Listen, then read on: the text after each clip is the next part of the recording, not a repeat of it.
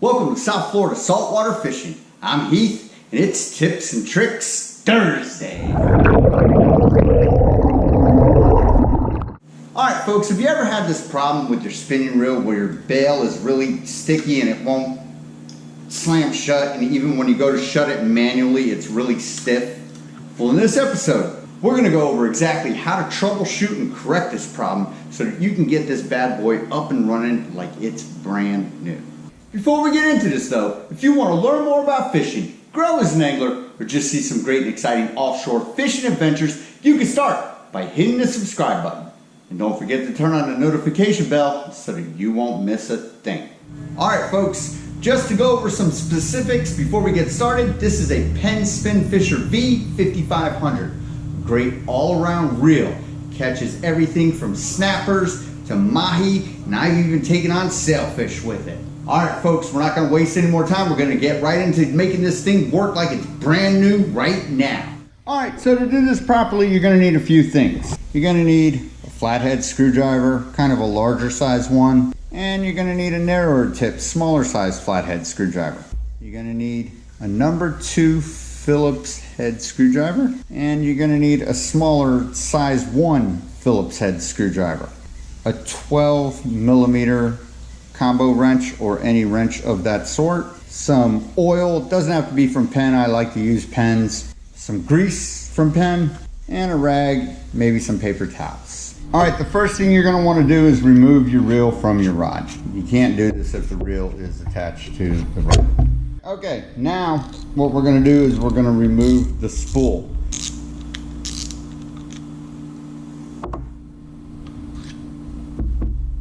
So the main focus of it is to get the bail working. To do this, we're going to have to, overcome some corrosion that's in here and in here. And right in here is a little housing where there's a spring and a dog that sort of activates this. But underneath it all, there is a little latch that controls all of this inner work. So we're going to have to go to the inside of the reel to solve that. So the first thing we're going to do is we're going to remove the stem that holds our spool. To do that, the first thing we're going to do is we're going to remove the handle.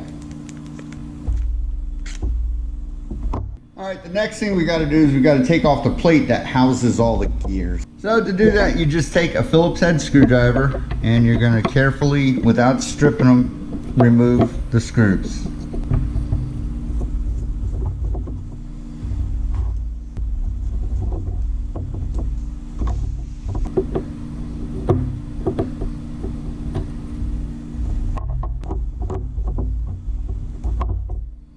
So what I'm going to do is I'm going to put all my parts and pieces and not lose track of them on a little paper towel, just so that grease doesn't get everywhere. Now that we've got all the screws off, you just want to take, and if you have to, you can get a little small screwdriver in here and pry your cover off.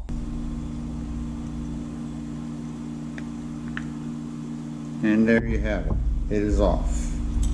Alright, so now that we've got the cover off, what we're going to do is we're going to take this bearing out. Now we want to get the main gear out so we can get the rod that holds our spool out. So what we got to do is we got to back it out until we see the mechanism that holds it in, which is right here. So on this mechanism you've got 2 little screws right there. So what we're going to do is we're going to remove those screws.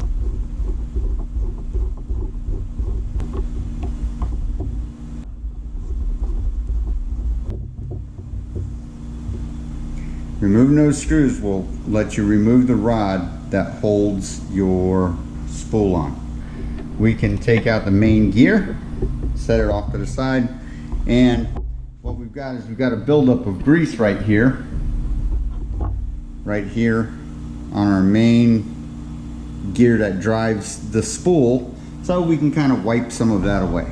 You don't want a lot of buildup of grease. Alright, so we're spinning pretty good, but we got a problem here. So what we're going to do is we're going to remove this. This piece is called a dog. This is the piece that drives back and forth on the main gear and moves your spool up and down so it spools your line properly. So you can take all that out. Alright, so to remove this piece, what we're going to do is we got a set screw and a retaining nut. So we're going to remove the set screw. If the screwdriver is too big, go with the smaller screwdriver.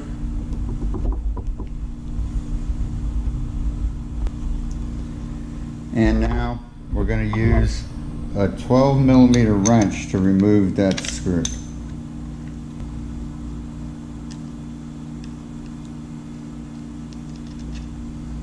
And you're going to get a key that comes off with it. Alright, now this piece will come off.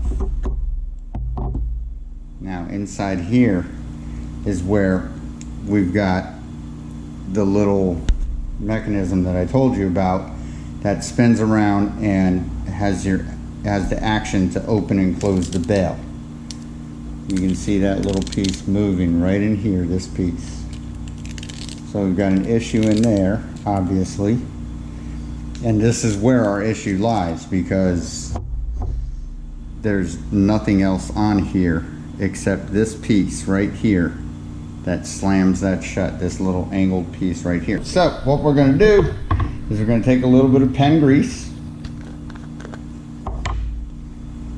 just a little bit, enough to lube up our little angled slider, and just get it right on there. We're going to take a little bit of oil, and we're just going to put a dab of oil right in that slot right there.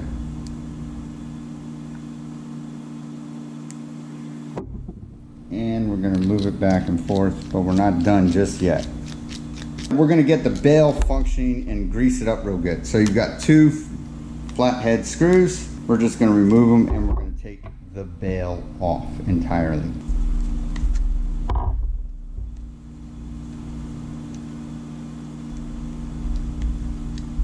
Alright, so just take your bail and remove it.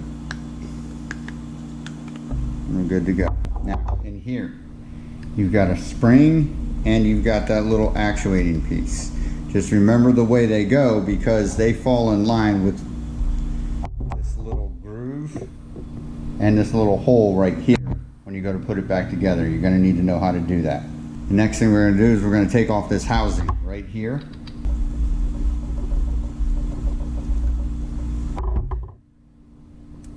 Alright, now you can just remove that housing right there.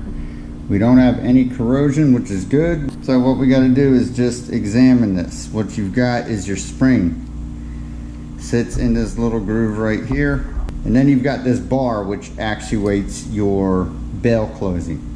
So what we're going to do is we're going to oil this area up real good. If you get too much in there, get some out. And we're going to clean off our spring mechanism.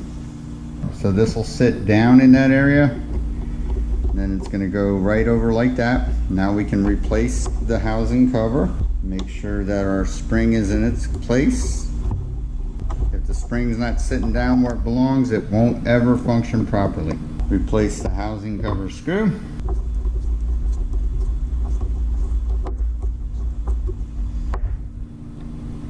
Now what we're going to do is we've got our bail. We're going to oil up our bail. These are the pieces, the metal, where you have metal on metal, so you want some oil there.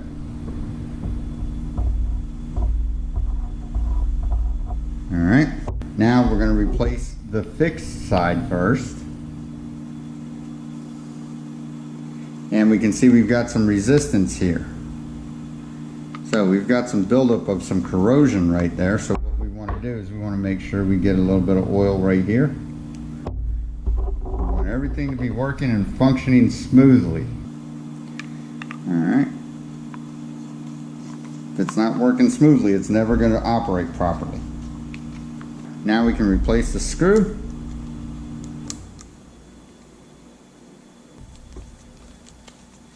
There we go. That'll hold that in nice and tight. Again, make sure you're still operating properly. Now we've got to get this put back together right. On the bail, the groove is where the little bar goes, the little hole is where the spring goes. What you're going to want to do is you're going to work that spring into that little hole right there.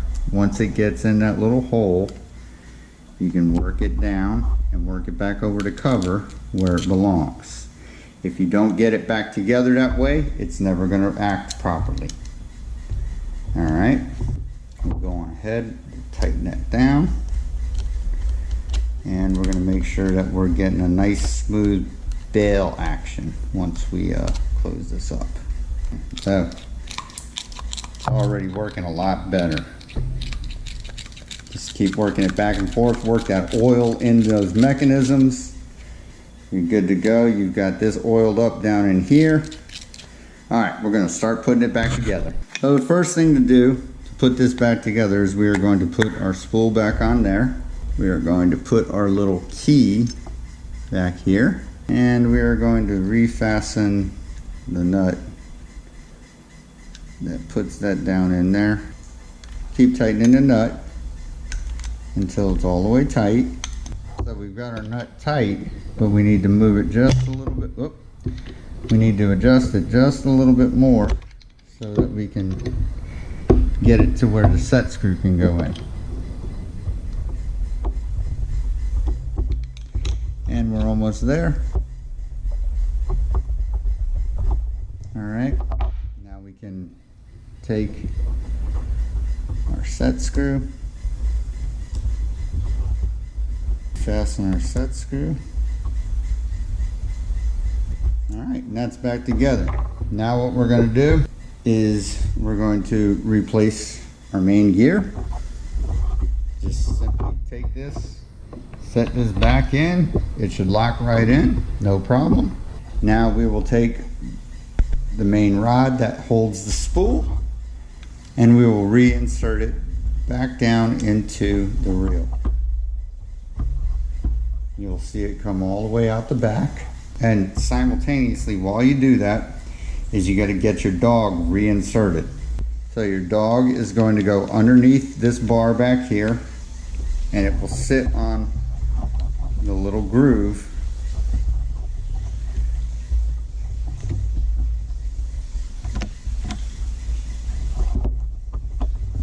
Just like that. It takes a little bit of finagling to get it in there. And then you take your bar and you see it slide in back behind the dog. You get your two little screws lined up. You're going to put your screws back in. You can get them started with your hand. Get that one started so it holds your second one in place.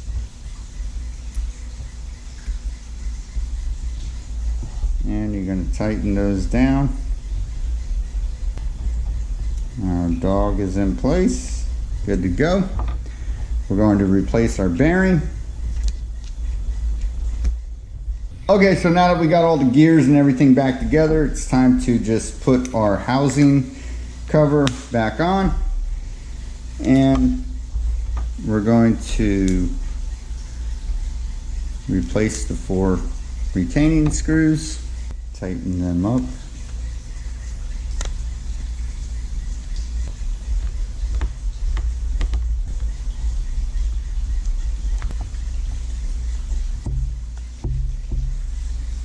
All right, so now that we got those all tightened back on, now it is time to replace our handle. You spin it counterclockwise. It is a reverse thread screw. Make sure you're operating. Make sure your handle's operating properly. All right. All right. And that's how it should work. Open it up. It should slam shut just like that.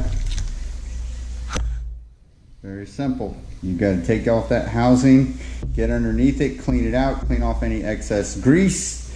Make sure that spring and the little arm bar that actuates this and all of your connection, your metal to metal points are nice and lubed up. You're good to go. All right, so now what I like to use to wipe off all the grease is a scrubbing towel from Gojo. If you don't have one, you can always, use some simple baby wipes and get it off. We're just gonna wipe away all the grease from all the parts that can get anywhere while we're fishing. Bait and grease and all that stuff don't really meld too well. So you just, give it the best wipe as you can. And you go over it once again with some baby wipes. Get all the detergent from the Gojo rag off. And your rid's gonna be like brand new here in a couple of moments.